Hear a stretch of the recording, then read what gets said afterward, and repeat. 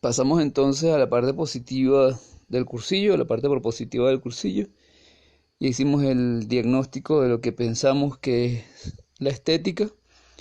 Em, em, y quiero hacer énfasis en el hecho de su invención, la invención de la estética por el proyecto civilizatorio, como parte del proyecto civilizatorio moderno y colonial. Quiero insistir en esto. Una vez que vimos cómo opera, cómo funciona, cómo se tematiza históricamente en la historia de las ideas del eje Atlántico Norte, para qué sirve esa tematización, cuál es el objetivo político, los objetivos políticos algunos que vimos de esa tematización y cómo opera en la vida real, en nuestra vida cotidiana. Insisto, si podemos compartir o hacer el ejercicio y compartirlo por aquí, de, de cómo, de cómo opera la estética en nuestra mínima cotidianidad, sería interesante que lo compartamos, ¿no?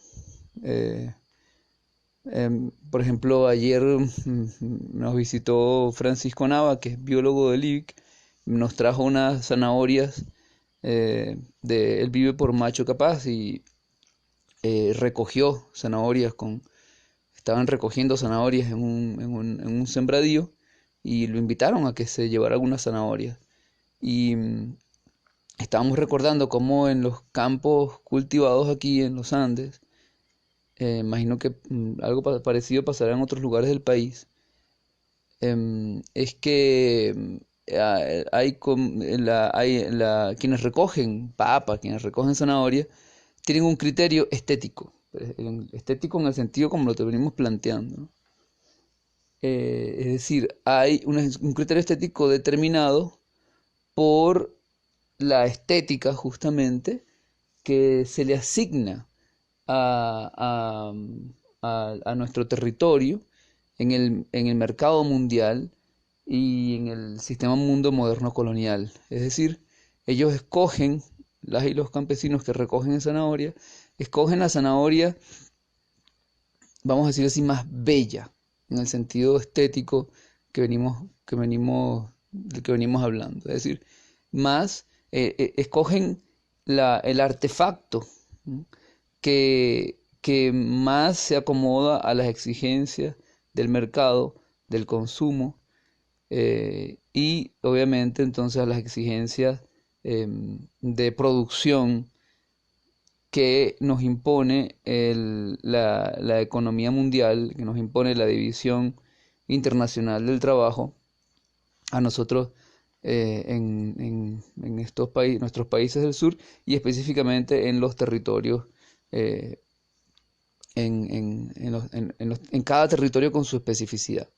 A los Andes le tocó, se le asignó, se le impuso el rol de producción de hortalizas, papa, zanahoria, ajo, etcétera. Claro, eso se ha ido modificando en función de las necesidades del mercado mundial, ¿no?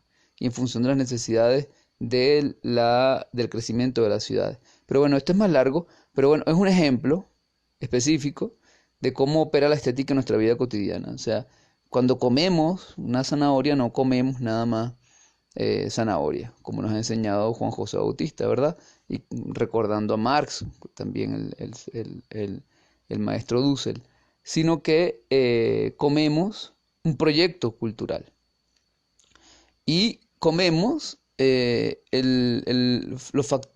factor estético, el factor que constituye el ego estético, como decíamos ahora, de ese proyecto cultural. Entonces, bueno, ¿qué es lo que sucede en el campo? Que siempre queda un resto, ¿no? Un resto gigante de zanahorias, de pimentones, de coles, etcétera, que, que no es que se pierde, porque la gente va, busca para comer y para revender en los mercados pequeños.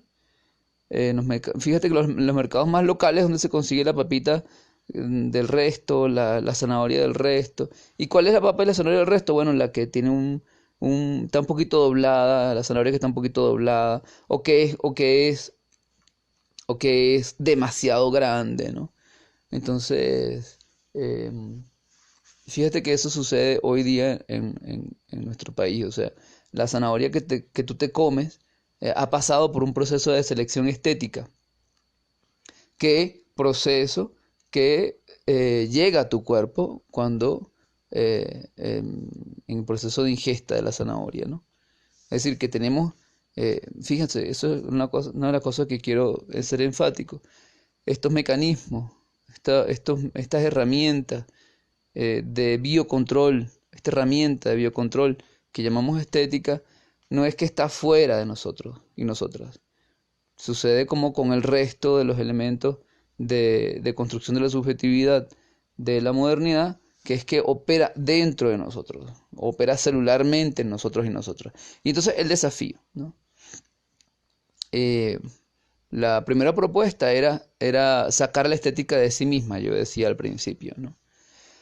También quiero decir que usar la palabra desontologizar la estética, ¿no? Y o transontologizar la estética, ¿no? Que sería ir, creo yo, más allá de la estética, o sea, salir de el sistema de biocontrol de la sensibilidad que llamamos estética, salir de ahí, desprendernos de eso, ir más allá de eso y no construir una nueva estética. A lo mejor sí, a lo mejor, bueno, no sé si no construirla, a lo mejor sí hay que hacer una estética transmoderna. No lo sé, que no creo que haya una única solución al ir más allá de la estética, ¿no? Yo sospecho que hay que salir completamente de la estética y regresar a la realidad de la vida, ¿no? Y ahí en la realidad de la vida, entonces, eh, bueno, construir el vivir bien, ¿no? Sin la mediación estética. ¿Sí? Salir de la estética implica eso, salir desligarnos de la mediación estética. Pero viste qué difícil es esto en la medida en que lo tenemos incorporado no solamente en la conciencia, como digamos para utilizar esa expresión de la izquierda del siglo XX, tan querida por la izquierda, sino en nuestra materialidad, nuestra corporalidad viviente, ¿no? Eh, Sabemos ya hoy día, o nosotros hablamos en términos de no separación entre la conciencia y la materialidad viviente, ¿no? Si alguna cosa tiene clara el neoliberalismo es que la conciencia o la espiritualidad se produce desde la materialidad viviente, porque la materialidad viviente, de la corporalidad viviente, está llena de espiritualidad, y la espiritualidad o el espíritu también está lleno de materia. Entonces, ¿qué quiero decir con desontologizar? Viste que vine utilizando esa palabra, que la estética se ontologiza, hay una ontologización de la estética, es decir, algo que era parte de un proceso de producción y reproducción de la vida, del proceso de trabajo, un proceso de arte, artístico, artístico en el sentido de fabricación, de oficio, de realización de un oficio, de trabajo. Eh, una cosa que era parte de ese proceso y que por ejemplo los griegos no teorizan porque no es tan importante. Su importancia era una importancia funcional, o sea, estaba ayudaba a la poiesis, o sea, ayudaba a pasar lo invisible a lo visible a través de trabajo, a través de técnica, o a través de artes, dirían los latinos, lo mismo, ¿no? O sea, alguna cosa que estaba en ese proceso se extrae, como ya vimos, etcétera, ¿no? Entonces, esa extracción es lo que yo llamo una ontologización. O sea, se totaliza, se convierte en una totalidad en sí misma. La aistesis, para hablar en esos términos, que son el lenguaje que manejo en este momento, eh, esa aistesis, como parte del proceso de la poiesis, como parte del proceso del trabajo, se totaliza en sí misma como se totaliza todo lo demás. Ya vimos, se totaliza el trabajo, se totaliza la razón, se totaliza la ética, etcétera. En el siglo XV sucede ese proceso de totalización de todo, porque es el proceso de segmentación de todo, el proceso también de objetivación, de cosificación de todo, y también la invención entonces del sujeto que cosifica, del sujeto que objetiva, eh, que reduce las cosas a recursos, etcétera, se totaliza todo, la estética. Entonces nace la estética totalizada ya como un campo totalizado que se va tematizando en el tiempo, eh, se va tematizando filosóficamente, pero que se va ejerciendo en la práctica, como vimos, desde el siglo XV hasta nuestros días, ¿no? Entonces, esa extracción, ese proceso de extracción, esa extracción que termina en la totalización, o que hace posible la totalización, es lo que yo llamo la ontologización. ¿Qué quiero decir con que se totaliza? Bueno, algo así como que la estética se convierte en un mundo en sí mismo, ¿no? Una cosa que era parte del mundo, que era parte del proceso de producción de mundo, se convierte de pronto en un mundo aparte, en un mundo en sí mismo, con todas las características de un mundo, o de un universo también puede ser, ¿no? ¿Mm? Es decir, que tiene sus reglas, tiene su propio sistema, tiene sus propios gurúes, tiene sus propios objetivos de existencia, tiene su propia materialidad, tiene su propia historicidad, su propia temporalidad, su propia espacialidad, separado del resto de las espacialidades, de las temporalidades y de los acaeceres de los demás mundos. Entonces la modernidad es como una máquina de totalización de lo que en otras culturas no modernas no es totalizable, ¿no? Entonces la estética se totaliza, se hace como un universo en sí misma, y entonces esto tiene como una natural consecuencia de que se ontologiza, o sea, se le asigna un ser. Eso es lo que significa esa palabra ontologización. Algo que era un proceso, de pronto se extrae y se le asigna la condición de ser, ¿no? Fíjate aquí, ser y existencia no es lo mismo, ¿no? El ser implica un concepto, una noción de unidad y como de parálisis, digamos, ¿no? Como de concreción, de fijación de algo que era un proceso. Esta cosa, o algo que es un proceso. Por ejemplo, cuando yo digo, no, yo soy papá. Ah, bueno, sí, soy papá, pero soy un montón de cosas más también. Se nos impuso el lenguaje del ser. Eso es lo que sucede con la modernidad. Se nos impone la lógica del ser. Por eso, Aura Cumes decía que ellos no, ellos como Maya Quiché no les interesaba tener alma, porque se nos impone el alma, ¿no? Porque se nos impone un proyecto civilizador y racializador de gente que es más que otra gente, o gente que ni siquiera llega a ser gente. O sea, el debate de Valladolid, ¿te acuerdas? El debate em, propio de la pregunta de si en América, que si la gente de aquí de América, de la Vía Yala, tiene o no alma, es si tiene o no ser. Entonces la disputa por los territorios y por la existencia de quienes habitaban en la Via Yala, es la disputa también por el ser. ¿Quiénes tienen o no ser? ¿No? En última instancia, esa sigue siendo la disputa fundamental hasta nuestros días. Seguimos en esa lucha. Occidente, Europa nos impuso esa lucha, que no es nuestra lucha, pero que nosotros, bueno, es un territorio, es un campo de batalla, ¿no? Entonces, ¿te acuerdas que Fran Fanon dijo, bueno, es que lo que hicieron fue que dividieron el mundo entre ser, entre gente que es y gente que no es? Gente que está dentro de la zona del ser, que entonces son el eje Atlántico Norte, con unas características éticas, eh, estéticas, una cuerpo política específica, etcétera, y, eh, eh, y gente que no es, una zona de no ser, ¿no? Entonces, lo que sucede con la estética es justamente eso. Se le asigna un ser porque opera racialistamente, o racialmente, o racializadoramente. O sea, opera diciendo, bueno, es que hay gente que es y hay gente que no es. Los sensibles son los que pueden sentir bien la cultura culta, entre comillas, o sea, la cultura provincianísima del eje Atlántico Norte, que luego se tiene la aspiración de ser, de totalizarse universalmente, ¿no? Y entonces, bueno, la estética hace eso, ¿no? Hay gente que es sensible y gente que no es sensible. Entonces, viste, eso es posible, eso es únicamente posible, porque se le asigna una condición de ser, ¿no? A la estética. Si usted quiere ser, usted quiere mm, ser humano, entonces usted tiene que aspirar al ser de la estética. ¿Mm?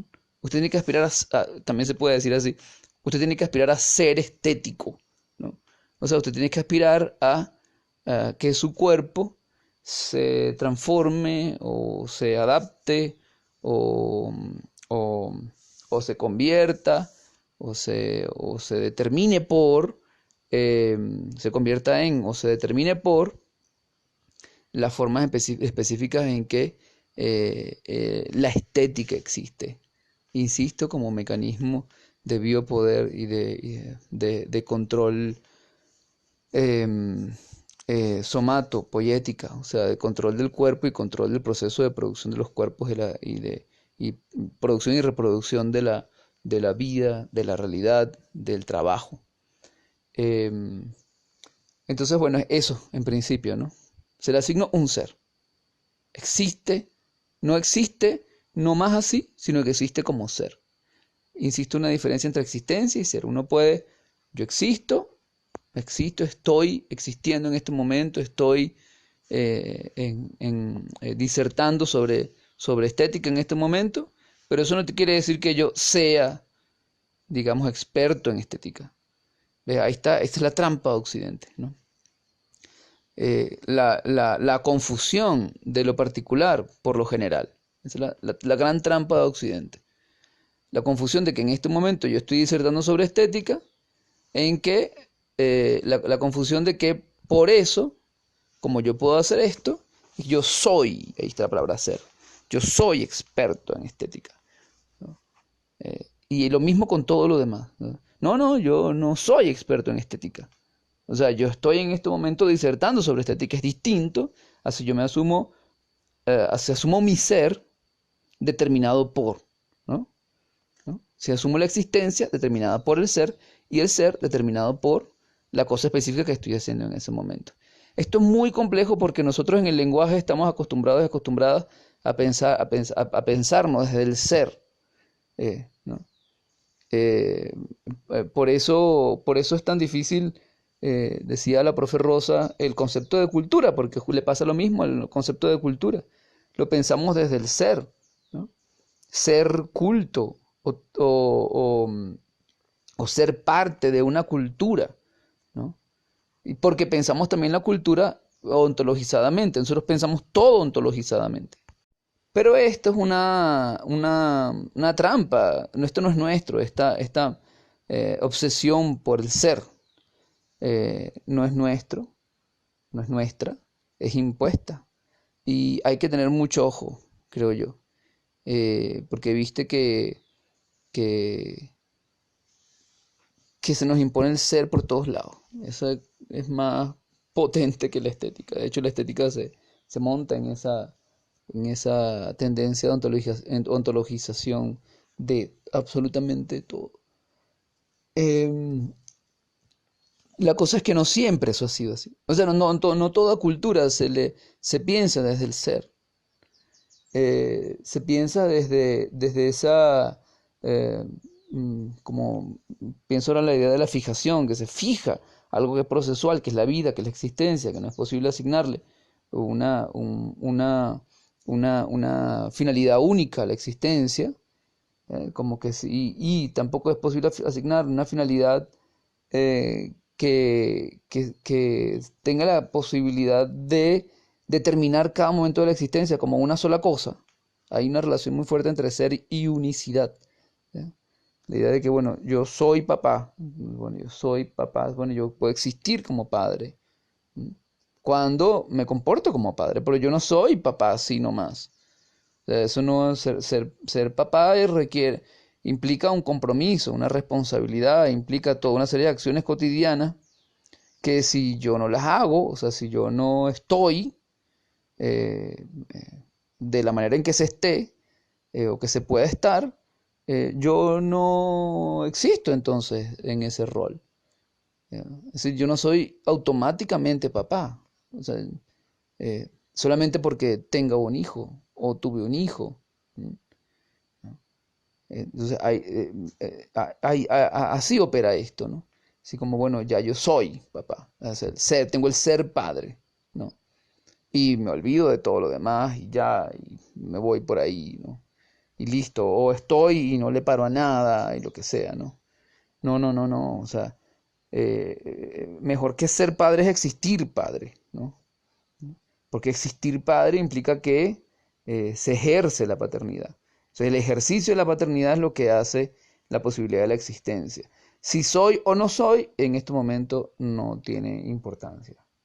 Eh, por eso la pregunta de Shakespeare es tan importante, ¿no? El- el- la pregunta por el ser, ¿no? Que es la pregunta que también se va a hacer luego, bueno, es la pregunta que va a acompañar toda la filosofía y toda la literatura y toda la poesía y todo del eje Atlántico Norte, pero le pasa como con la estética, que dan por sentado que el ser existe, ¿no?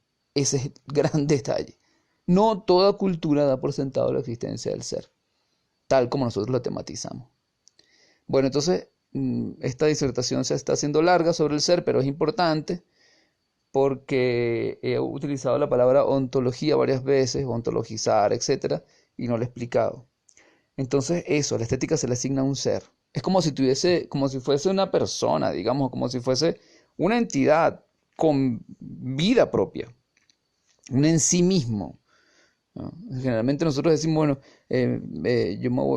yo estoy en mí mismo, o sea, hablamos así, nuestra existencia las hablamos desde el ser. Bueno, así como nos referimos a nosotros mismos desde el ser, también a la estética, a la ética, a la razón, a la tecnología se le asigna ser, un en sí mismo, como si fuese una persona, tal cual, ¿no?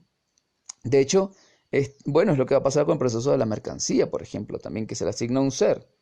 Y es tan fuerte que el ser de la estética o el ser de la mercancía o el ser de la razón va por encima del ser humano, ¿eh? Es más importante ese ser, fortalecer ese ser, que el propio ser humano. En la medida, cabe el mismo análisis que hace Marx. En la medida en que la mercancía se deshumaniza el ser humano. En la medida en que se le asigna un ser a la mercancía, la existencia del ser humano se precariza. Lo mismo sucede con la estética, ¿eh? Y con todas las demás formas de ontologización de las estructuras de poder, que son grandes vampiros, digamos así, ¿no? Chupan nuestra existencia para que ellas puedan existir. Eh, son como, bueno, por eso es que nosotros tenemos, digamos, el Hollywood, la cultura, esa cosa del eje Atlántico Norte de siempre imaginar que las máquinas van a cobrar conciencia y van a dominarnos. Es posible porque en la base de nuestra cultura está esta ontologización de lo exterior a nosotros que cobra más importancia de vida incluso que nosotros mismos, nosotras mismas. Esa idea de que el capital es más importante que la vida misma para el capitalismo es por eso, ¿no? Porque el capital se entiende como un ser más importante que las existencias humanas que le dan ser, ¿no? Y que se supone que son, que se supone que tienen ser también, ¿no? Lo mismo pasa entonces con la estética, ¿no? Entonces la propuesta sería desontologizar la estética, ¿no? Sacarla de sí misma, sacarla fuera, sacarla de sí misma, ponerla fuera de sí misma. Y eso implica, sacar la estética de sí misma implica salir de nosotros mismos, o sea, salir del ser. Y más o menos esto es lo que si uno se pone a ver así, revisa algunas cosas, y por supuesto hay que indagar más, pero, o con más profundidad más bien. Pero, por ejemplo, uno ve que esa es como la expectativa de vida de muchos pueblos, ¿no? Nuestra expectativa de vida es entrar en nosotros mismos y tú ves que todo Hollywood y todo el coaching espiritual, New Age te dice, métete en ti mismo porque dentro de ti mismo está la verdad y está ahí vas a encontrar la paz, como llamando como una clausura siempre en el ser, ¿no? Busca tu ser, encuentra la verdad de tu ser y toda aquella cosa, ¿no? Es una exigencia, yo veo en ahí una fuerte exigencia moderna de buscar algo que en verdad es un invento biopolítico de la modernidad del ser, ¿no? Busca tu ser. Estamos obsesionados por buscar nuestro verdadero ser. Además, no nada más el ser, sino la verdad del ser. No solamente nuestra vida cotidiana, toda la filosofía del eje Atlántico Norte se obsesionó por buscar la verdad del ser. Y hasta nosotros se nos impone, se nos impuso la búsqueda por el ser de América Latina, el ser latinoamericano y toda aquella cosa que fue como una gran trampa, ¿no? Entonces, la sospecha es que eh, parece que las culturas que no son las del eje Atlántico Norte em, no tenían esa obsesión, ¿no? No iban en busca de sí mismos, sino en busca de una fuera de sí mismo. No sé, uno estudió lo que en la historia del eje Atlántico Norte se llama eh, el medioevo, ¿no? Y, y veíamos cuando leíamos a Santo Tomás, cuando leíamos a San Agustín, cuando leíamos las historias de las herejías, cuando estudiábamos todo aquello, veíamos que el objetivo de vida de aquellos pueblos era salir de sí mismos, ir al encuentro con Dios, eh, que es que era existir. Existir en plenitud de salir de uno mismo y ir al encuentro con Dios. Esto es más o menos lo que plantea Platón también. El proceso de filosofía es un proceso de salir de uno mismo. Salir de uno mismo para ponerse con el otro y la otra a, a, a intentar llegar incluso fuera de ambos, ¿no? En una cosa que nos trasciende y que nos da la posibilidad de existir. Eh, pero es también lo que uno encuentra en el Guatuna, por ejemplo, del pueblo Soto, de los Yecuana, ¿no? Eh, Marc de Civrier eh, mm, eh, compila, transcribe, escribe, ¿no? Todos los relatos, casi todos los relatos están atravesados por la necesidad de salir de sí mismos, de existencias, dioses eh, o divinidades eh, arquetipales, héroes originarios, que todo su trabajo es salir de sí mismos, ¿no? Para fuera de sí mismo lo que encuentras es el mito originario, o sea, encuentras el sentido de comunidad, te encuentras con la comunidad, con lo que hace posible que la comunidad sea, no, con lo que hace posible que la comunidad exista, no que sea, viste otra vez el lenguaje siempre nos está echando unas vainas, ¿no? Entonces, eso pues, ¿no? Al parecer es posible salir de nosotros mismos y de nosotras mismas, y si es así, como otras culturas nos han mostrado, es posible entonces sacar la estética de sí misma, ponerla fuera de sí misma. ¿Cómo se hace esto? Es el problema. No hay una única solución para esto.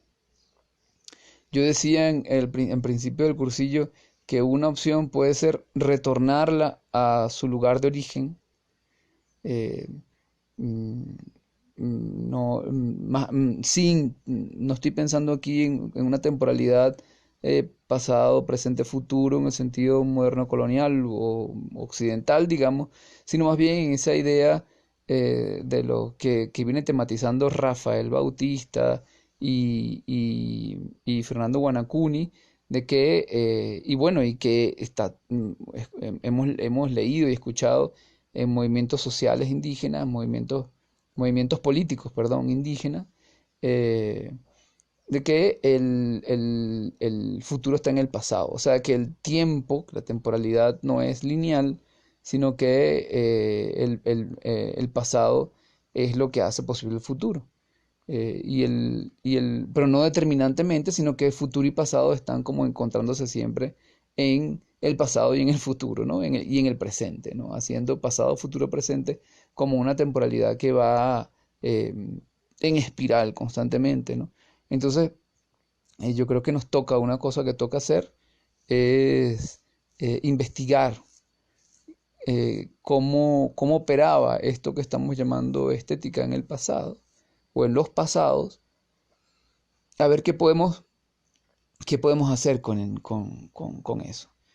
Yo creo que hay la posibilidad lo creo porque lo hago, hay la posibilidad lo intento hacer, digamos, no es que lo logro, ahora que lo logro o no lo logro es otra cosa, pero intento hacerlo, que hay la posibilidad de eh, eh, restarle importancia al sentimentalismo egocéntrico, sensiblero, ¿no? en la vida cotidiana para la toma de decisiones, eh, y más bien como dignificar, volver a los trabajos manuales, buscando su dignificación y existiendo uno como trabajador o trabajadora, haciendo oficios manuales, existiendo plenamente, buscando la plenitud de la existencia mientras se realiza la acción del trabajo. Eh, o la acción, si la palabra trabajo nos parece, nos da, no estamos tan de acuerdo, también pudiésemos decir, bueno, la acción de producir y reproducir la vida, eh, la acción de constituir la, la realidad o de constituirnos en la realidad, ¿no? Eh, Más que una operación demiúrgica como de Dios, sería como la cosa como de constituir la realidad, ¿no? De ser parte de la realidad, de comprender los funcionamientos de la realidad, de comprender el orden de la realidad y buscar integrarlo a la vida. Como me decía la profe Leticia en estos días, claro, es que lo que sucede decía Marc de Cibrie, cuenta ella, es que, claro, lo que sucede es que, eh, y Carlos Milla también, me cuenta Leticia, que lo que sucede es que el humano eh, no, premoderno, digamos, o no moderno del todo, otros pueblos que no son los del eje Atlántico Norte, buscan en el cosmos comprender el orden del cosmos, comprender el funcionamiento del cosmos, digamos, comprender la presencia de cada elemento del cosmos para llevarlo a la vida cotidiana, para llevarlo a la vida personal, llevarlo a la vida comunitaria y llevarlo a la relación con las y los demás y con la naturaleza y con lo no humano también, ¿no? Es decir, con lo no humano, eh, incluso con lo que quiero decir, con lo que ha dejado de vivir, ¿no? O con lo que en apariencia no está vivo, ¿no? Y así, yo creo que es posible entonces como retornar a futuro, retornar futuramente, ¿no? A esa posibilidad de dignificación de los trabajos manuales, que en última instancia son los trabajos que reproducen la vida. Y esa dignificación pasa por reconocer la, mm, la presencia de conceptos y la posibilidad de conceptualización, la posibilidad incluso de racionalización, la posibilidad de teorización, de profunda teorización que sucede en el ejercicio de los trabajos manuales tan desprestigiados, eh, pero también la plenitud de, de goce, de poder hacer el trabajo. O sea, la plenitud de goce del mismo trabajo, ya no como finalidad en sí misma, sino como un elemento que permite que uno concluya bien la obra, o que o que la obra opere como tiene que operar, ¿no? Yo creo que eso sería un primer elemento. Insisto que creo que hay muchas soluciones, no hay una única solución. Es una cosa que tenemos que construir y que requiere mucha investigación. Yo creo que estamos muy en pañales. Bueno, pañales es una expresión ahí también biologicista, evolucionista. Estamos muy comenzandito, yo creo. Necesitamos investigación. Una cosa que me parece que necesitamos hacer es em, hacer eh, em, aprender otros idiomas, por ejemplo. Aprender idiomas originarios de la Via Yala. Me parece que por ahí nosotros pudiésemos repensar, no la estética, no sería para repensar la estética ni para buscar la estética en esos pueblos, nada de eso, por supuesto, nada más alejado de eso. Eh, Estamos muy lejos de eso, no queremos eso, ¿no? La propuesta no es esa, estamos claros. Pero sí lenguas que nos den acceso a otra forma de comprensión de la existencia, eh, para poder nosotros imaginar opciones de existencia más allá de la modernidad del capitalismo, eh, y, si es posible, incluso más allá del patriarcado, que está aún más difícil que todo lo demás. El tema patriarcado creo que lo voy a dejar, no lo voy a tocar porque, porque si ya desontologizarnos es difícil, despatriarcalizarnos implica una tarea más profunda, digamos, ¿no?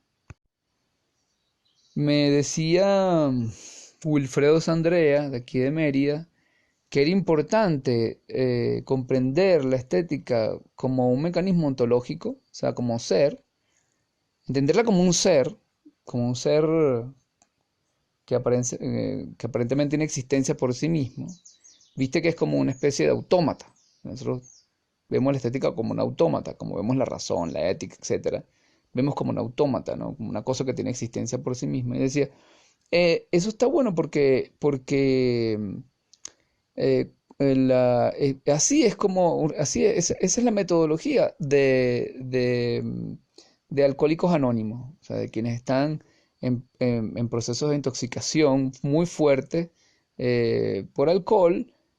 Parece que en Alcohólicos Anónimos, yo no he tenido la experiencia, esto me lo narra Wilfredo, insisto, parece que en Alcohólicos Anónimos uno de los elementos que te permite recuperar tu salud o entrar en procesos de sanación es comprender que, que la enfermedad que padeces es una existencia que puedes identificar.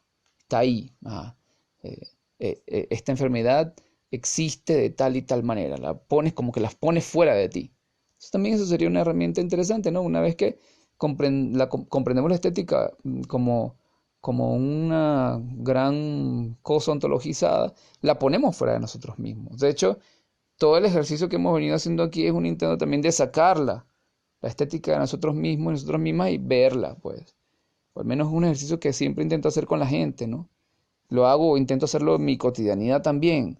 Cuando estoy todo el tiempo, estoy tan estetizado, todo el tiempo, que bueno, el ejercicio mío es como que siempre intento hacer es, déjame sacar esto, déjame verlo, pues, como opera.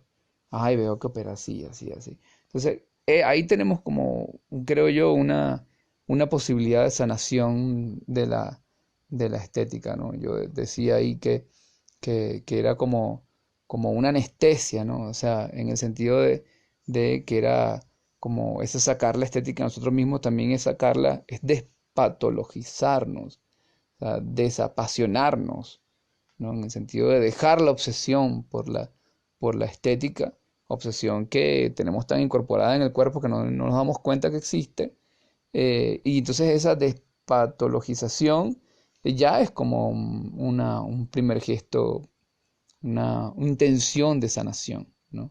Si no la sanación ya completamente, ya puf, la ponemos fuera de nosotros, que ya es también una forma de sacarla, de salir de nosotros mismos, que ya es un primer intento también por sacar la estética de sí mismo, porque una vez que la sacamos de nosotros, la ponemos frente a nosotros, la identificamos, la caracterizamos, la tematizamos, no está tan difícil sacarla de sí misma. No está tan difícil decir, bueno, en toda esta cosa es un gran aparato construido, de ella tomo los elementos que me interesen. Y ahí está, bueno, la propuesta que teníamos con la profe Inés Pérez Vilke y que tenemos, todavía está activa, de las mediaciones, el grupo de investigación de mediaciones estéticas para la vida, ¿no? Entonces, bueno, eso es una opción también, seguir trabajando en construir esas mediaciones, ¿no? Una vez que tenemos la caracterización de la estética, bueno, vemos que fundamentalmente funciona como mediaciones para el control de la realidad y para el control biopolítico de la vida y para la opresión y para la racialización y la sexualización, decimos, bueno, ya hasta aquí punto, listo, no vas a funcionar más así, ahora voy a tomar de ti elementos que me permitan deconstruirte a ti misma, estética, hay que tratarla como ser, porque viste que la inventaron como un ser. Voy a tomar de ti elementos que me permitan deconstruirte y que me permitan además no nada más resignificarte, sino, porque el objetivo no sería ese, sino dignificar la vida. O sea, en lugar de funcionar como mediación para el control biopolítico de la vida, sería una mediación para la reproducción de la vida. Esa es otra opción. Mucha gente hace eso. Yo hago eso también muchísimo. Eh, en múltiples mecanismos que he hecho, libros que hemos editado, eh, canciones que hemos compuesto, eh, estrategias políticas que hemos diseñado. Tienen como ese objetivo, ¿no? No la negación de la estética, sino su resignificación. Ponerla funcional en otro sitio. Y decía lo de asignarle un nuevo rol, ¿no? Bueno, ya no vas a ser un mecanismo de dominación. Ahora voy a tomar los mejores elementos de tu existencia para ponerla a funcionar para la reproducción de la vida. Creo que eso es una cosa que mucha gente hace, no solamente artistas, iba a decir que muchos artistas, en el sentido moderno colonial, ¿no? De la palabra artista. Eh, hace, ¿no? Y ahí escribimos ese artículo sobre el potencial epistémico y comunitario del arte de la colonialidad y de la modernidad, ¿no? Eh, pero también lo hace mucha gente, muchos médicos lo hacen, eh, mucha gente lo hace. Es decir, que en lugar de poner la estética, o intenta hacerlo, ¿no? ¿Eh? Intenta romper con el yugo de la absolutización, el yugo totalizante y totalizador de la estética, no saliéndose completamente, sino intentando operar dentro de ella, buscando eh, mm, eh, ponerla en función de la vida. En mi arte conozco muchos procesos de gente que está intentando eso, ¿no? Eh, Me parece importantísimo, es otra opción, insisto, no hay una única opción. En este momento esa no es mi opción. Yo no quiero obviamente con esto totalizar nada, no estoy diciendo que la mía sea la correcta, yo estoy por otra línea en este momento. Yo creo que yo necesito salirme de la estética o salir por momentos de la estética, no sé si lo logre completamente, absolutamente, creo que no. Pero sí, mi búsqueda en este momento, mi intención en este momento es, salir del sentimentalismo y aprender un trabajo manual específico, bueno, que es el trabajo de la siembra, eh, buscando ahí los elementos de plenitud existencial eh, procesuales que hemos perdido y de ahí construir una economía, construir una justicia, construir obviamente en proceso, esto no se puede hacer, imposible hacerlo solo y sola, obviamente en procesos comunitarios. Entonces, hasta ahora yo he venido produciendo, intentando producir mediaciones estéticas para la vida, como digo, a través de múltiples herramientas de producción de sentido, ¿no? Eh, esa vía, insisto, que, bueno, quienes quieran seguirla transitando, es importante, necesitamos que haya gente un poco en todo, ¿no? Es importante seguirla transitando.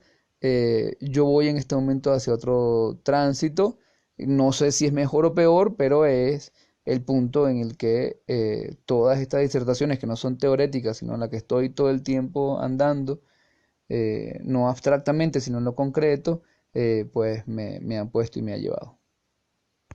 Pero sí me parece importante no hacerlo o intentar no hacer esto ingenuamente. Si, por ejemplo, pudiésemos asignar a la estética un nuevo rol y decir, bueno, ya no va a ser opresora, sino que va a ser liberadora, e intentar una estética de la liberación. Bueno, ahí lo está haciendo Dussel. Y fíjate qué pasa, Dussel sigue presuponiendo la ontologización de la estética. Sigue presuponiendo la estética como un ser. Y entonces así, dejando intacto eso, creo que no podemos avanzar por esa línea. O sea, esa línea de seguir construyendo mediaciones estéticas para la vida o de hacer estética o de resignificar la estética, darle un nuevo rol a la estética, insisto, como mecanismo de biocontrol y como invención de la modernidad, como mecanismo de biopoder de la modernidad, como cosa que inventa la modernidad, no existe. Yo quiero ser radical en esto, no existe. Lo que llamamos estética no existe sin, sin el proyecto civilizatorio, o sea, fuera del proyecto civilizatorio moderno colonial, no existe, no hay, no hay. Eso podemos, bueno, habría que demostrarlo más, pero tengo esa gran sospecha que no hay. Entonces, si queremos darle un nuevo rol a esa estética, o a la estética, no es que hay distintas estéticas, a la estética, bueno, no podemos ser ingenuos, no podemos decir, por ejemplo, no, ahora vamos a hacer la estética de la revolución, ¿no? Y seguimos entrampados en la estética, ¿no? O sea, no podemos hacer, no, ahora vamos a hacer mediaciones estéticas para la vida, pero lo vamos a hacer desde la misma estética, o desde la presuposición de la existencia de la estética, o sea, de la existencia de la estética como cosa universal, ¿no? ¿No? De la universalización de esa particularidad, invención del eje Atlántico Norte, ¿no? Yo creo que hay que tener mucho ojo ahí para no caer en la trampa de la reproducción de los mismos valores de la modernidad, ¿no? Es decir, no podemos ser posmodernos en ese sentido, ¿no? De hacer la crítica a la estructura de la estética, pero dejando intactos sus valores y su linaje y su fuente de origen, ¿no? Y su existencia misma, ¿no? Y sus modos de operación. No, no, no. Eso no, me parece que ahí sí que tenemos que tener mucho cuidado. Uno pudiese decir, bueno, es que yo vamos a considerar la estética como una herramienta de liberación. Ajá, ya va, pero entonces, ¿cómo es eso, no? Eh, vamos a seguirla presuponiendo su existencia totalizadora y eso nos va a ayudar a librarnos cómo. Ahí yo creo que agarrar esto con pinzas, ¿no? Porque fíjate, una característica de la ontologización, es un poco lo que planteaba el profe Noel, es que la ontologización ontifica, es decir, el ser cosifica. ¿Sí? Eh, la existencia ontologizada, o sea, reducida al ser, implica que el ser acaece en cosas que están fuera de sí y que aunque están fuera de sí, son parte de su dominio. Porque lo propio del ser es que el ser domina, ¿no? Eh, que el ser existe marcando su impronta en la existencia. Eso es lo que permite que sea, ¿no? Entonces, si el ser es, o sea, si el ser existe de esa forma, todas las demás, digamos, las demás cosas del mundo, las demás existencias del mundo, van a ser como subproductos del ser. Y entonces van a funcionar ónticamente. Esa es la palabra que se utiliza mucho en filosofía. Aquí estoy siguiendo un razonamiento de Juan José Bautista, no es una cosa que yo estoy así tampoco inventando. Y Juan José Bautista está siguiendo un razonamiento de Enrique Dussel. En Filosofía de la Liberación, Enrique Dussel habla de una necesidad de transontologizarnos, o sea, de ir más allá de la ontología, como eh, petrificación de la existencia que inventa la modernidad colonialidad. Juan José Bautista insiste en esta posibilidad de desontologizarnos y tematiza un poco más cómo esa ontologización implica entonces una ontificación. Es decir, una vez que existe el ego conquiro, o sea, una vez que el sujeto marginado, en lo que luego va a ser Europa, se constituye en el sujeto poderoso en América, gracias a América o gracias a lo que luego va a ser América, digamos, ¿no? Y lo cual hace posible la existencia de Europa y hace posible también luego la existencia de América, bueno, al revés, o a la par, ¿no? Con Quijano y Wallenstein diríamos que es primero América y hace posible la existencia de Europa, etcétera, ¿no?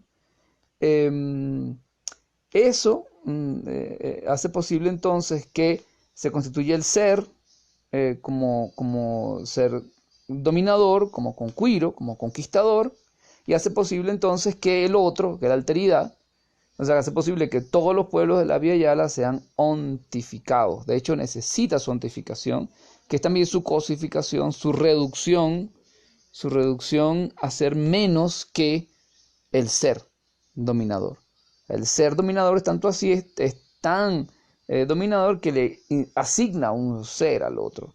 Pero esa asignación del ser del otro implica que el ser del otro está inferiorizado, porque es asignado por el dominador. No es que el otro se asigna a su propio ser.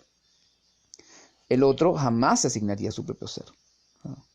O sea, el pueblo aymara no, o el pueblo pemón ante el ser, ante la imposición del ser, no tienen la necesidad ni se imagina la necesidad de autoimponerse un alma, de autoimponerse un ser. ¿Para qué? Ahí están los héroes originarios, ahí está el mito de origen, ahí está la existencia, se vive en función del relato originario. Ya se existe, no es necesario ser. ¿Para qué ustedes quieren ser? Si ya existen, sería como la pregunta que nos haríamos nosotros como herederos y herederas de los pueblos originarios y los pueblos originarios de África, los pueblos originarios de la Vía Yala, ¿no? ¿Por qué ustedes quieren ser si ya existen, ¿no? Entonces, bueno, no le importa eso obviamente al conquistador, porque para dominarnos tiene que eh, literalmente imponernos su ser. Y cuando nos impone su ser, o sea, cuando nos impone el ser, nosotros quedamos ontificados. O sea, quedamos como cosa dependiente del ser de aquel que nos asigna la posibilidad de existir como ser. Ahí hice un trabalengua, ¿verdad? Bueno, requiere como que se acabe la pandemia para poder explicar esto con más calma y vernos cara a cara. Entonces, esa desontologización también pasa por desontificarnos. Y no solamente a nosotros, obviamente, cuando nos desontificamos, cuando ya no nos consideramos ónticamente, tendríamos necesariamente que dejar de considerar ónticamente la naturaleza, ónticamente a la historia, dejar de considerar ónticamente la existencia, ¿no? Y yo he sentido un gran alivio. Yo no sé si alguien más lo ha compartido, un gran alivio cuando uno deja de imponerse, de vivir ónticamente. Cuando ya no tienes que ser. Cuando uno se quita el ser de encima, o por momentos que uno puede hacerlo, no siempre puede hacerlo, uno siente un gran alivio y uno comprende que uno existe más allá del ser. El ser que además en nuestro caso es un ser ontificado, porque es un ser impuesto por quienes inventaron el ser. Eh, entonces uno es como libre de ser y entonces en ese momento empieza a existir y hay como un gran alivio, ¿no? Claro, esa existencia, uno empezar a existir es también empezar a comprenderse en la trama complejísima que constituye la vida, la red de la vida, ¿no? O sea, cuando uno empieza a existir, uno se da cuenta que ya uno no es uno mismo, lo cual también es un gran alivio, ¿no? Que lo que llamamos, que no existe la mismidad. O sea, que la mismidad, el uno mismo, lo que es una construcción histórica, social, biológica. Uno está lleno de bacterias que no son, que no son uno mismo. O sea, lleno de múltiples existencias, incluso biológicamente, así, celularmente, ¿no? Y entonces, bueno, hay la posibilidad de existir únicamente, como diría Franz Hinkelhammer, o como diría como dice todo el tiempo mucha gente de los pueblos originarios, bueno, que yo existo si tú existes, pues. Cuando me doy cuenta de mi existencia, veo que mi existencia depende de tu existencia y de la existencia del árbol, la existencia de la montaña, la existencia de la lluvia, la existencia del río, la existencia de incluso de presencias ausentes, ¿no? O de ausencias presentes. Y entonces dejamos de ser sujetos al ser, dejamos de estar sujetos al ser y empezamos a estar sujetos y sujetas a la existencia. Que también podría ser, dejamos de estar sujetos a la estética y empezamos a estar sujetos a la existencia, sujetas a la existencia. Donde lo que los griegos llamaban aistesis, que, insisto, es la palabra que tenemos, que, insisto, no es griega, no es invención griega, los griegos no inventaron nada, ¿no? Los griegos son unos grandes sistematizadores, sintetizadores, resemantizadores, resignificadores de una tradición antiquísima de miles de años antes de la existencia de los griegos. Así que hay vestigio en esa palabra de un mundo aún más antiguo, ¿no? Entonces, bueno, cuando nos desontificamos también, desontificamos la estética, nos desontificamos de la estética, y ahí yo digo, la podemos retornar a ser aistesis.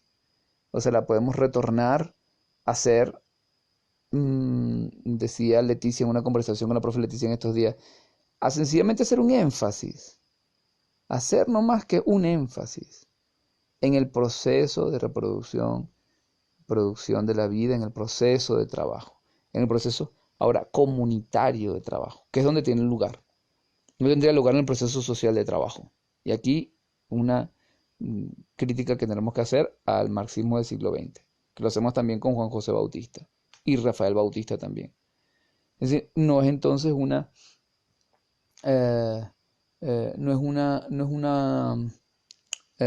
no hay posibilidad de salir de la estética y seguir en el proceso social de trabajo. ¿Ya?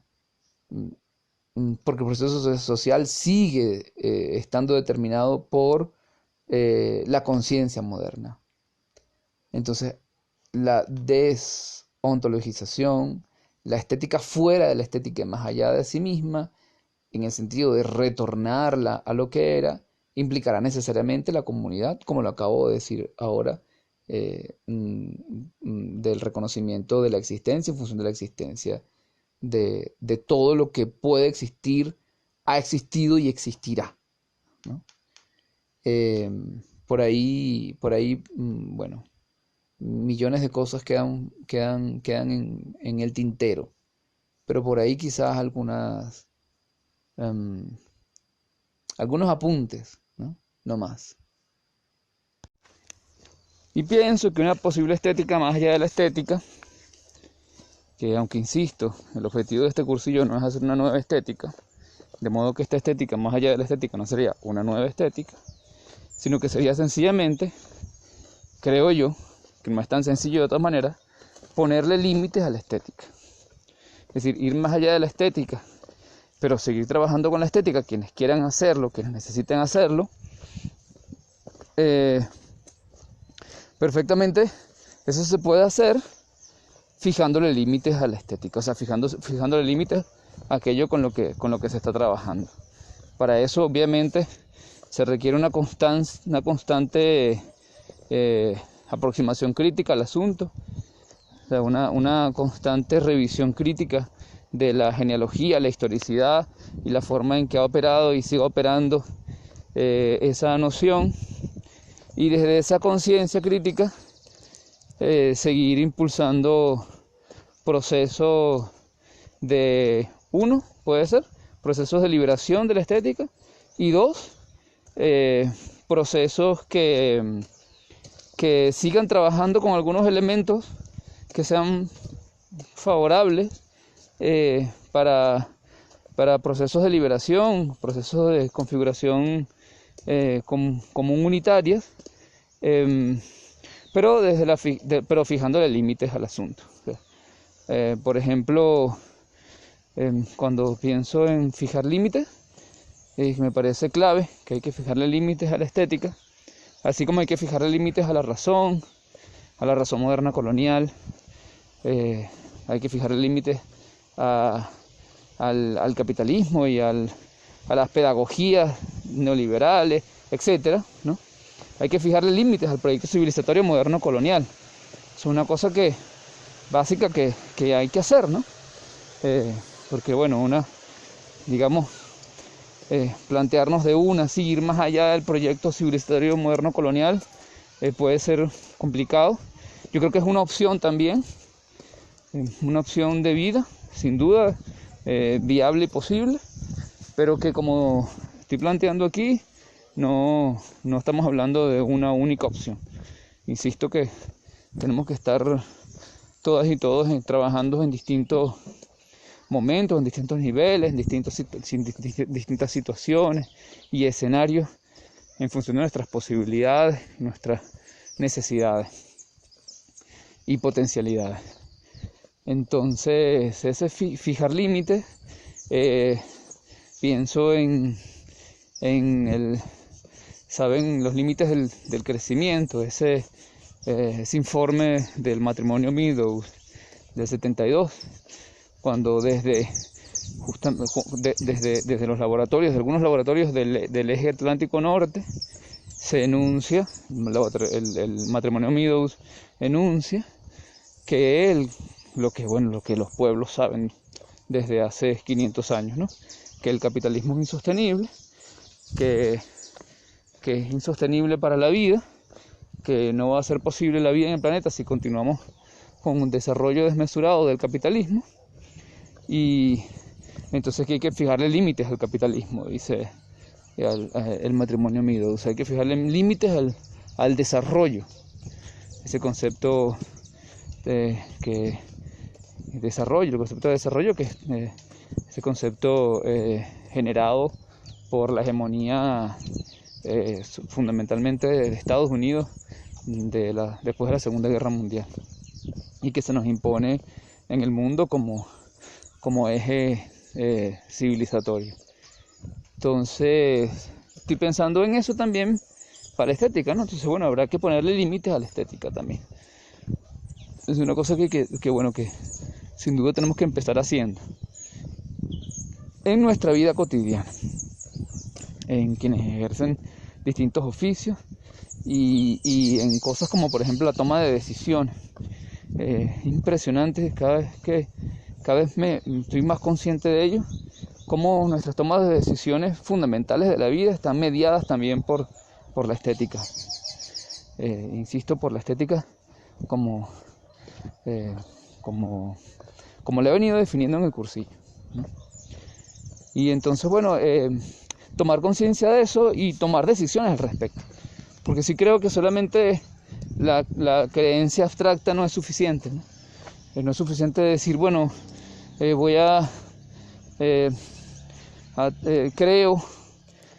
que la estética tal como la desarrolla el proyecto civilizatorio moderno colonial no nos funciona.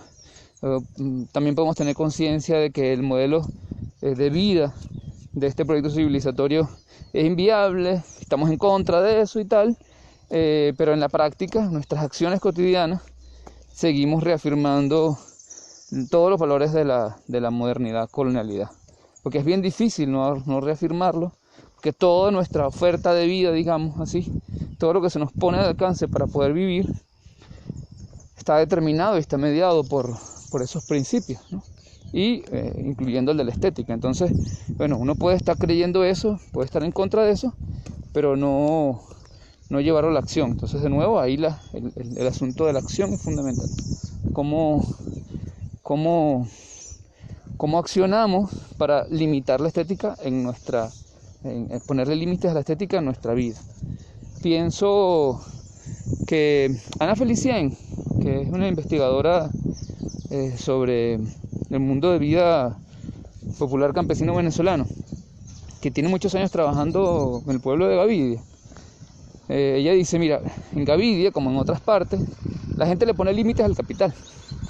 O sea, dicen, bueno, estas papas que siembro son para la familia y aquellas otras son para la reproducción del capital. Y ahí fijan límites al capital. Bueno, entonces, bueno, algo así, pero con la estética también, ¿no? ¿Cómo sería eso, no? En nuestros gustos, por ejemplo, yo lo acabo de hacer esta mañana. Me desayuné unas batatas que coseché del huerto, con tomatitos del huerto, y dije, bueno, voy a trabajar todo el día, no tengo para sacar tanta batata, pero bueno, tengo un poco de pasta. Venga, vamos a comer un poco de pasta también entonces, ¿no? La pasta entonces no es el centro de mi ingesta del día, sino que es una parte, ¿no? Ahí le puse límites a la estética, ¿no? Bueno, la pregunta es, ¿qué hacemos, no? Me pregunto, ¿qué hacen ustedes? Sería chévere compartir eso por aquí. Y cuando hablo de la dignificación del proceso de trabajo, del proceso comunitario de trabajo, de la reproducción de la vida perdurable, como diría Nicanor, creo que yo veo que el asunto va por retomar, en nuestro caso así, de que somos criollos racializados, retomar la propuesta de Simón Rodríguez. Hay un principio que guía todo el pensamiento de Rodríguez y la acción, un principio de pensamiento-acción, que es el principio de la interdependencia, que no es un principio extraño a los pueblos originarios de la Via Yala. No es casual, de esto casi no se habla, pero no es casual que Rodríguez pasó buena parte de su vida en América junto a una compañera india de nuestros pueblos originarios, que fue su segunda esposa en sus años de tránsito intentando hacer escuelas en América. Y habrá tenido Rodríguez, sin duda, creemos hoy sin duda, influencia de esa compañera y de su mundo de vida, que es el mundo de vida de los pueblos originarios, que bueno, sabemos por tantos autores y autoras de esos pueblos, gente que se ha fajado a escribir sobre eso y hablar sobre esto, sobre la cosmogonía y la filosofía de esos pueblos, que en los pueblos originarios la visión, la cosmovisión de las correspondencias es fundamental, es un principio organizador de la vida. Es decir, que hay una relación muy sutil y de hermandad, de parientes, entre todo lo que existe, no solamente todo lo que está vivo, sino todo lo que existe. O sea, no solamente lo vivo en el sentido como lo entendemos occidentalmente, sino que toda la existencia tiene conciencia, toda la existencia tiene conciencia, y que la red de la vida es una trama de constante relación entre esas conciencias. O sea, la comprensión de esas relaciones, primero la concepción de que esas relaciones existen y que son fundamentales y que hacen posible la vida, y luego la comprensión de esas relaciones, al parecer, según nos hemos informado por tantas y tantos pensadores, insisto, por ejemplo, las feministas comunitarias de Guatemala y de Bolivia, el mismo José Bautista, el profesor Monzón y aquí en Venezuela, etcétera, tanta gente, el profesor Ronnie Velázquez, que nos vienen diciendo a nuestras universidades, nos llega a la academia textos, documentos sobre esa relación de correspondencia entre todo lo vivo, ¿no? Entonces yo tengo la sospecha de que una reivindicación de los trabajos manuales pasa por ahí. O sea, regresa Simón Rodríguez, o pasa por Simón Rodríguez, o tenemos que regresar a Simón Rodríguez siempre, en ese sentido de que la única forma de vivir la vida bien sería comprender en la acción, en las acciones de transformación de la realidad, en las acciones de comunicación con la realidad también, y en los órganos que están dispuestos para ello, y en las voluntades que están dispuestas para esa comunicación con la realidad, ver ahí como la posibilidad de la retoma de una vida vivida para lo común, que implicaría también una retoma de unas relaciones humanas más allá del capital, incluso antes del capital, que se fijen en esa trama relacional. Y ahí, por supuesto, lo que los griegos, por influencia de los africanos egipcios, llamaban aistesis, tiene mucho que hacer, ¿no? Es decir, nuestros órganos y nuestra disposición pensativa, teorética, sensible, volitiva, de comunicación con la materia y con la espiritualidad en la materia y la materia y la espiritualidad que componen la realidad o que componen las realidades es fundamental. Por supuesto, sí, no quisiera caer otra vez en el fetiche de esa disposición, porque no podemos, insisto, verla aisladamente. Entonces no podemos hacer una teoría de esa disposición aisladamente. Tampoco podemos hacer una práctica de esa disposición aisladamente, que fue justamente lo que hizo la modernidad. Sino la retoma profunda y plena de la dignificación de los haceres en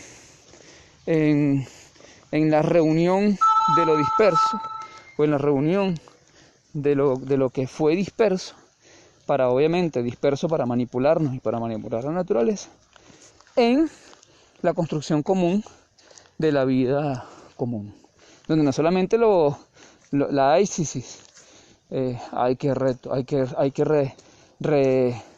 retomarla a lo que quizás era, sino que también la razón hay que regresarla a lo que era, el pensamiento hay que regresarlo a lo que era, y no en sí mismo, sino regresar la razón, la ética, las costumbres, la aistesis a esa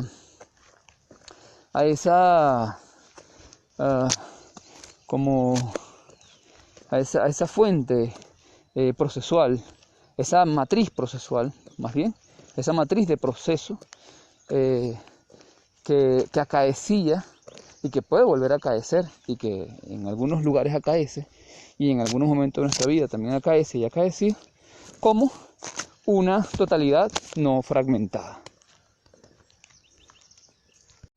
En todo caso, creo que cualquier cosa que decidamos hacer con la estética no es importante no perder de vista su fetichización de origen, su fetiche de origen, que como dije en otros audios anteriores, no sucedió hace 500 años y ya, sino que está sucediendo constantemente y está moviendo muchas cosas constantemente. Un capítulo que habría que estudiar es la influencia de esa fetichización en las guerras de independencia, por ejemplo. Eso da mucha tela que cortar. El proceso de fetichización en las revoluciones del siglo XX y las revoluciones del siglo XXI da mucha tela que cortar. Porque si creo que algo pudiésemos, como no sé, concluir, pongo esta palabra como entre signos de interrogación, es que en su origen, en el origen de la estética, lo que hay es una fetichización. Y viste que ya al final de este cursillo, cuando digo origen de la estética, ya es imposible que asumamos estética, me parece que es imposible, digo yo, ¿no? Que asumamos la estética como lo veníamos asumiendo naturalizadamente, o sea, como si fuese una especie de cosa que existe y que ha existido por siempre y por siempre existirá, ¿no?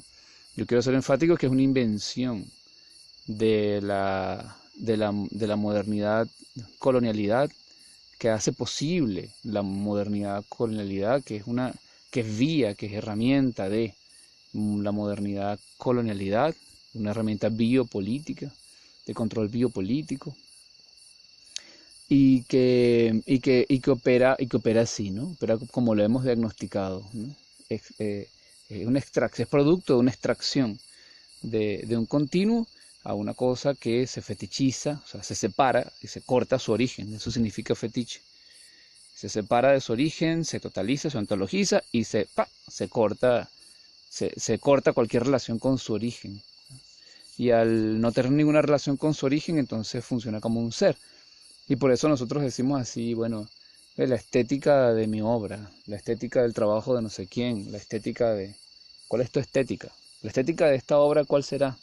O vamos a formarnos a formarnos en poder tener claridad sobre la estética que estamos planteando en la obra. Eso se lo decimos, o se lo dicen, o se les dice a los estudiantes de UNEARTE todo el tiempo, ¿no?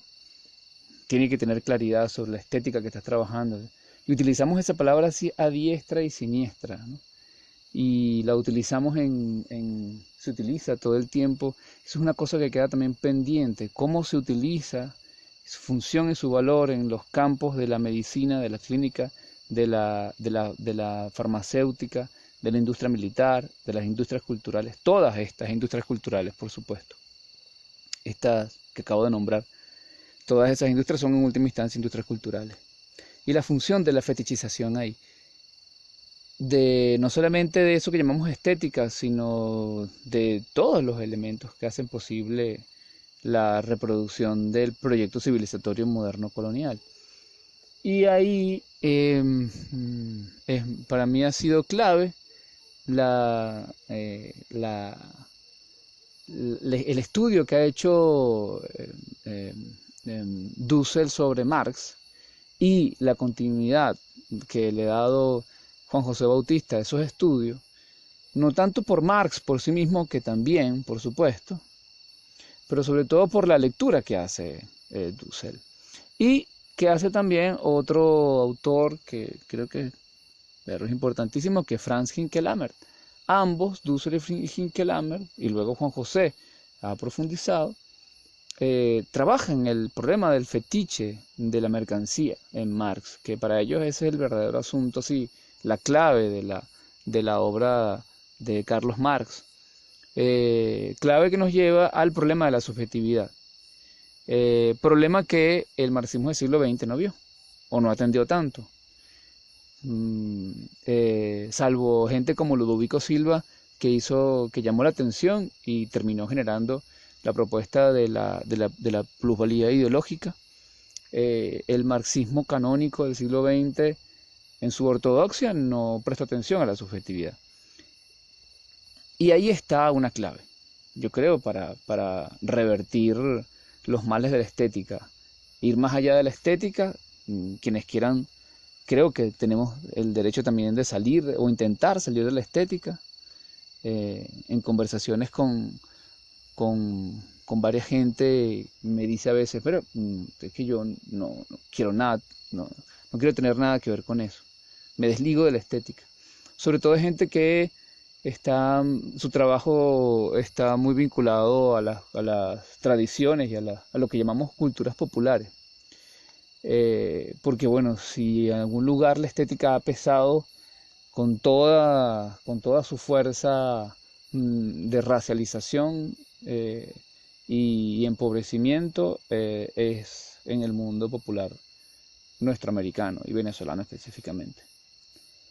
Eh, Sé que esto es difícil porque tenemos una afiliación muy fuerte con esa palabra. Hay una fidelidad, una especie de fidelidad a esa palabra, a ese concepto, que es muy difícil deslastrarse de esa fidelidad. Porque entiendo que hay gente que a esa palabra le ha funcionado.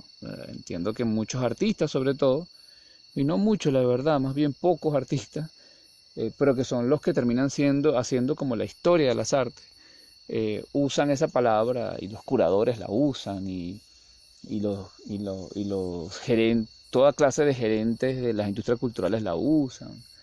Y bueno, eh, por ejemplo, también Boaventura de Sousa Santos la usa. Boaventura de Sousa Santos dice que, lo acaba de decir hace poco, que en la pospandemia las ciencias sociales deberían prestar más atención a la estética, por ejemplo, ¿no? Y lo dijo hace muchos años también, en un libro que se llama Crítica de la razón indolente, que leíamos en portugués antes que se pusiera de moda Boaventura, que él decía bueno, que la estética era una forma casi que de vías a las antropologías del sur.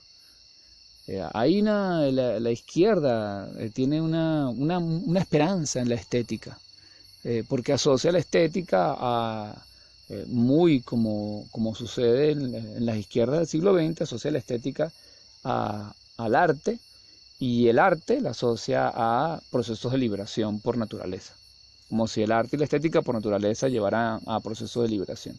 Hoy sabemos que eso no es así, y que incluso podría ser hasta todo lo contrario. Pues el arte y la estética son los perfectos mecanismos de producción de ideología. Bajo el velo, bajo el velo del prestigio que carga, de ser un mecanismo de liberación del alma y toda aquella cosa sensibilista, sentimentalista que inventaron los románticos y que hasta los más radicales de izquierda del siglo XX repitieron, incluso Mariátegui, por ejemplo. Mariátegui, Marta Traba, Ángel Rama, repitieron y tienen esa fe, y todavía, bueno, mucha gente tiene fe en la estética y fe en el arte. Así, digamos, así como una cosa universalizada, como el lugar donde el alma de la humanidad está resguardada. Es una cosa, un discurso sumamente ideológico, sumamente romántico, que es tremendo caballo de Troya para los procesos de liberación. ¿Puede ser otra cosa? No niego que pueda ser otra cosa, pero requiere una profunda revisión de sus orígenes fetichizados, requiere una profunda revisión de sus privilegios de clase, de sus privilegios de género, sus privilegios de raza o de racialización, etcétera, ¿no? Entonces, bueno, ahí me parece importante, entonces decía, retomar el concepto, el estudio sobre el fetichismo de la mercancía, porque justamente es ahí donde opera con más fuerza eso que llamamos estética. Esto implica...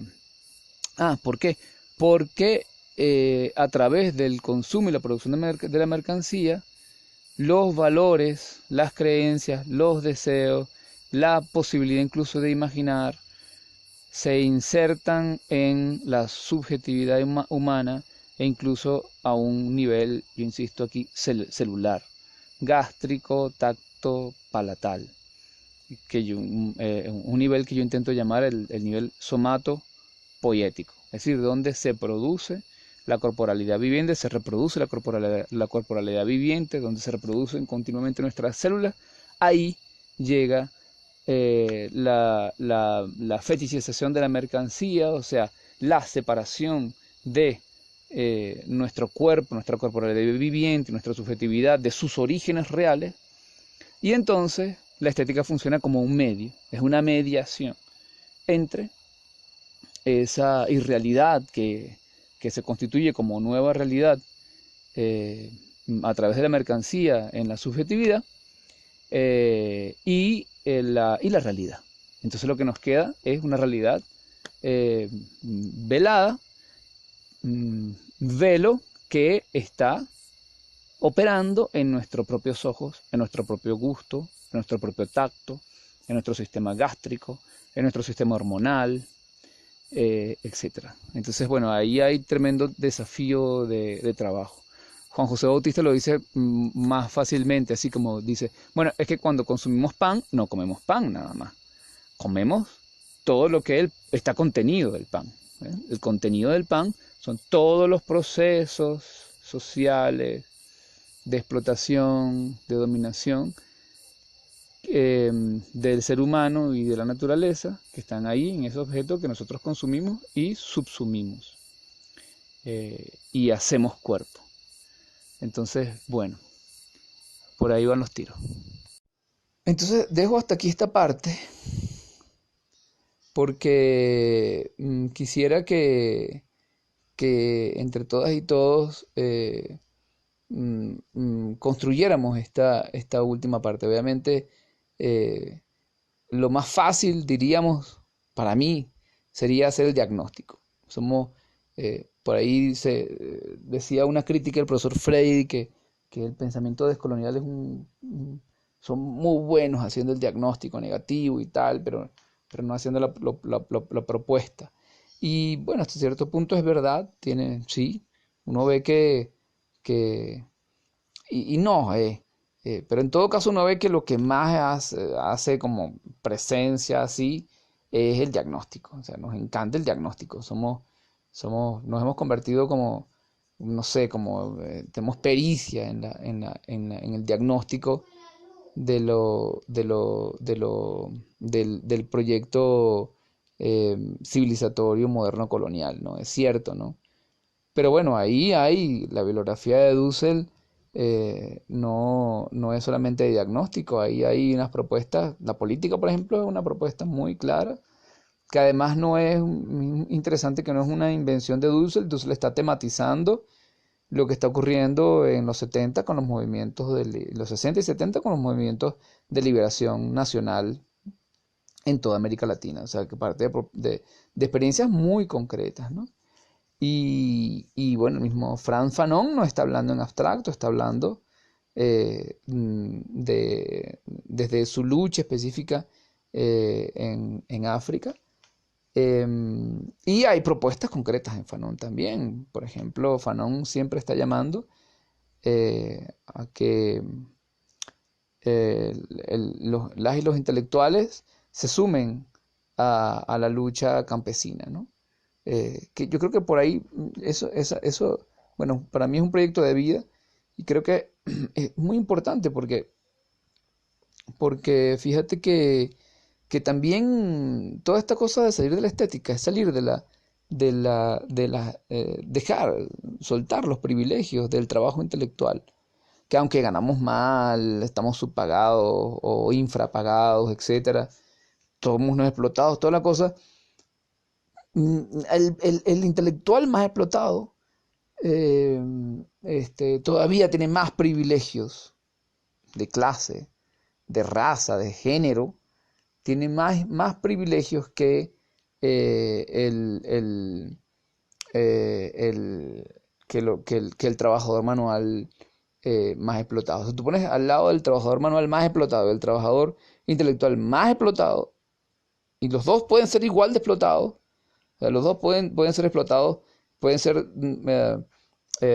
oprimidos por los sistemas económicos, de género, de racialización, etcétera, pero el intelectual siempre va a estar un poco por encima. Es un poco lo que y más, y bueno, y si a eso le aplicamos la visión de género, entre comillas, digamos, bueno, imagínate, ¿no? O sea, eh, claro, entonces esto lo que nos permite es una retoma del trabajo manual y una resignificación del trabajo intelectual en el trabajo manual. O sea, trascender también de la dicotomía, ¿no? La trascendencia, ir más allá de la estética es también ir más allá de la dicotomía trabajo manual, trabajo intelectual. Dicotomía que ya vimos marca la genealogía de la estética, ¿no? Esto es un trabajo que está por hacerse, ¿no? Pero por ahí creo que hay unas líneas que Franz Fanon nos plantea.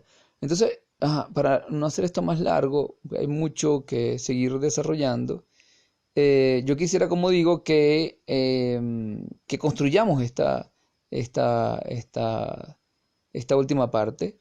Como dije que no planteaba ahí, que no hay una única propuesta, no puede haber una propuesta cerrada, única, para, para asignar a la estética un nuevo rol o sacarla de sí misma, o transitar procesos de sanación más allá de la estética, o la resignificación de la estética. También hay gente que apuesta a eso. Ahí está Enrique Dussel intentando apostar a eso. Yo no quisiera como negar eso de plano, quiero que se entienda esto. Eh, Creo que tiene tremendas limitaciones y podemos discutirlas. Eso tiene tremendas limitaciones, también como la propuesta de mediaciones estéticas para la vida tiene tremendas limitaciones, ¿no? Como cualquier otra propuesta tendrá tremendas limitaciones, pero bueno, para eso lo que sí creo es importante, y ahí la función de la universidad, ahí la función de la escuela, ahí la función de los espacios de encuentro y intercambio que tenemos que seguir fortaleciendo, ahora que el neoliberalismo se está aprovechando de la pandemia para, para terminar de hacer el apagón global, ¿no? Y virtualizar los procesos todos de formativos, ¿no? Eh, Nosotros, bueno, es necesario que sigamos en el debate, incluso por estos medios virtuales, que para nosotros obviamente no serán nunca los únicos, ni son los únicos, y estamos siempre en pie de lucha porque no lo sean. Un objetivo político claro eh, que tenemos, pero sí entonces, bueno, debatir, debatir. Entonces yo quisiera abrirlo, ¿no? Entonces, retomar esa pregunta, cómo opera, cómo tú ves que operan los mecanismos estéticos en tu cotidianidad, en tu oficio, y qué tú crees que podemos hacer con eso. ¿Qué tú crees que podemos hacer con esa conciencia?